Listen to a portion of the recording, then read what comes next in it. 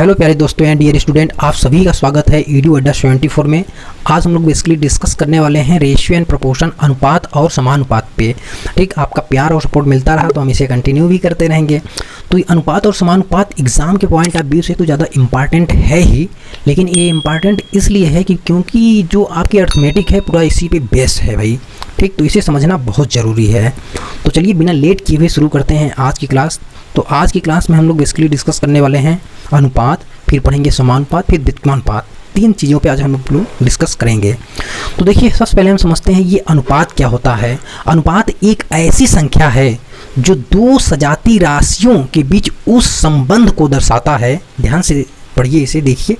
अनुपात एक ऐसी संख्या है जो दो सजाती राशियों के बीच उस संबंध को दर्शाता है जिससे हमें यह ज्ञात होता है एक राशि दूसरे राशि की तुलना में कितना गुना अधिक अथवा कम है।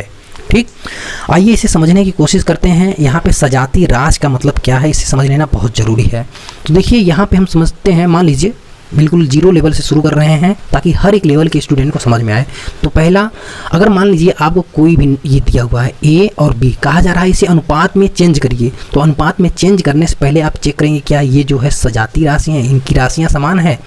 तो हम यहाँ पे देखेंगे सजाती राशियों का मतलब यहाँ पे ये है क्या ये एक ही यूनिट की राशियाँ हैं, इनका मात्रक एक है। अगर इनका मात्रक एक है तो अनुपात में कुछ इस तरह से आप लिख सकते हैं। अनुपात में लिखने का तरीका क्या होता है, ए रेशियो बी, आप ऐसे लिख सकते हैं, या इसको ऐसे भी लिखा जाता है कहीं कहीं, ए बटे में बी, आप ऐसे भी लिख सकते हैं। अब देखिए हम इसको और अच्छे से एक एग्जाम्पल लेके समझने की कोशिश करते हैं। मान लीजिए एक हम एग्जाम्पल ले रहे हैं, आपसे कहा जा रहा है एक किग्रा को और 200 ग्राम को अनुपात में बताइए कितना है। 1 किग्रा और 200 ग्राम को अनुपात में चेंज करिए। तो सबसे पहले आप करेंगे क्या, इनकी यूनिट सेम करेंगे। पहले चेक करेंगे यूनिट सेम है, अगर नहीं है तो इनकी यूनिट क्या करेंगे, आप सेम करेंगे। तो 1 किग्रा बराबर होता है 1000 ग्राम। 1000 ग्राम एक यूनिट में करेंगे, चाहे किग्रा में चेंज कर लीजिए चाहे ग्राम में, एक ही होना चाहिए। और ये बाकी 200 ग्राम है ही, आपका ये 200 ग्राम है, इसको 200 ग्राम H2 लिख देंगे। अब देखिए यहाँ ग्राम से ये ग्राम कट गया, ठीक, और ये 2 जीरो से यहाँ पे 2 जीरो कट गया, ये होगा 2 एक क्या 2, फिर ये 2 पंचे 10, कितना आया भाई 5:1। ठीक, इनका रेशियो कितने का आया 5:1। अब देखिए यहाँ से आपको कुछ चीज़ें ज्ञात होंगी। फर्स्ट चीज़ क्या है, इंपॉर्टेंट है। देखिए यहाँ से ग्राम कट गया, कहने का मतलब हम जब किसी भी क्वांटिटी को रेशियो में चेंज करते हैं तो इनका कोई भी मात्रक नहीं होता है। मतलब अगर रेशियो का मात्रक पूछा जाएगा तो आप कहेंगे ये मात्रकहीन होते हैं, यूनिट लेस होते हैं, इनका कोई भी मात्रक नहीं होता है। ठीक, क्योंकि यहाँ से सेम यूनिट होता है और ये कट जाता है। दूसरा, ये आप देख रहे हैं 5:1 जो आया है, ये बिल्कुल लोवेस्ट वैल्यू, बिल्कुल कटने पिटने के बाद आता है, फिर इसके बाद इसमें कुछ भी नहीं रह जाता है कटने उठने के लिए। ठीक, ये मतलब बिल्कुल लोवेस्ट वैल्यू आता है, अब इसके बाद ये नहीं संख्या कटेगी। अब देखिए मान लीजिए आपको दिया हुआ है, क्वेश्चन कैसे पूछे जाएंगे, एक थोड़ा सा सिंपल सा क्वेश्चन लेते हैं। मान लीजिए आपको दिया है कि यही अनुपात दिया है 5 और 1 के अनुपात में है। ये मान लीजिए ए है, ये बी है। देखिए परिभाषा से यहाँ ये भी पता चलता है ए जो है बी का 5 गुना है। अनुपात हमें यह भी बताता है कि एक राशि दूसरे राशि की तुलना में कितना गुना अधिक अथवा कम है। तो ए जो है बी का 5 गुना है, आप इस तरह से लिख सकते हैं। अब कह रहे हैं जो बी है वो 20 है, जो बी है वो एक्चुअली में 20 है, तो ए का मान क्या होगा।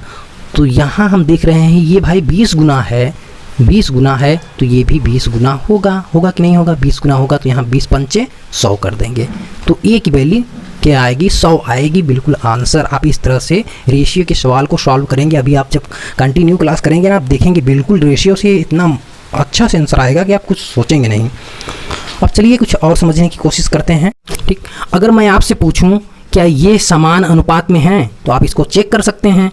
इसको आप लिख सकते हैं 1/2, और ये जो है ये बराबर का साइन है भाई, इसे बराबर लिखेंगे, ये इक्वल है। तो आप इसे लिख सकते हैं 2/8। 2 एक क्या 2, 2 चौक 8। अब इसके बाद तो ये फाइनल कटेगा नहीं, तो आप कहेंगे नहीं ये समानुपात में नहीं है, ये बराबर होने चाहिए समानुपात में। लेकिन ये आप चेक करेंगे तो ठीक ये बराबर कर लीजिए। यहाँ पे ये 1:2 है, ये भी इतना ही आना चाहिए। 2 एक क्या 2 रेशियो 2, 1:2। ये क्या है, ये समान अनुपात में है। तो समान अनुपात का मतलब यही होता है, आप एग्जाम्पल से समझ सकते हैं। चलिए दूसरा समझते हैं यही। अब हम समझेंगे समानुपाती और व्युत्क्रमानुपाती किसे कहते हैं। तो पहला आपका है समानुपाती। समानुपाती अगर मैं कह रहा हूँ ए जो है ये बी के समानुपाती है, इसको दूसरी भाषा में कह सकते हैं A is proportional to B.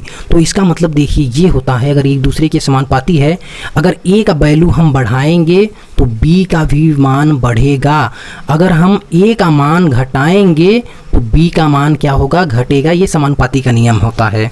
ठीक उसी प्रकार बी का भी करेंगे तो ए पे भी वही प्रभाव पड़ेगा। अब व्युत्क्रमानुपाती का मतलब क्या होता है, व्युत्क्रमानुपाती को हम कहते हैं इनवर्सली प्रोपोर्शनल टू। तो हम ऐसे कह सकते हैं A is inversely proportional to B. Inversely मतलब इनवर्स का ए लगाएंगे। अब देखिए हम इसको लिख सकते हैं कुछ ऐसे, ए इसको नीचे ले जाएंगे तो ये बी हो जाएगा। अब देखिए इसका मतलब क्या होता है, ये व्युत्क्रमानुपाती हो गया। ठीक इसको अंग्रेजी में कहते हैं इनवर्सली प्रोपोर्शनल भाई, व्युत्क्रमानुपाती। अब देखिए यहाँ से हमें व्युत्क्रमानुपाती, अगर कोई संख्या व्युत्क्रमानुपाती इस तरह से है, मतलब ये फिर ये नीचे है, तो यहाँ पे हम क्या करेंगे, अगर ए की वैल्यू हम बढ़ा रहे हैं तो यहाँ उल्टा होगा, बी की वैल्यू घटेगा।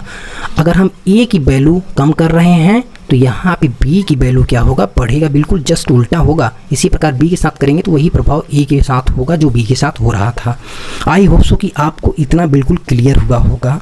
तो हम नेक्स्ट क्लास में हम अच्छे अच्छे क्वेश्चंस पे डिस्कस करेंगे। अगर आपका इतना क्लियर है तो आपको बिल्कुल समझ में आएगा। तो प्यारे दोस्तों आज के लिए बस इतना ही रखते हैं। बाकी वीडियो भाई अच्छा लगा है तो वीडियो को लाइक करें, शेयर करें और चैनल को सब्सक्राइब करें।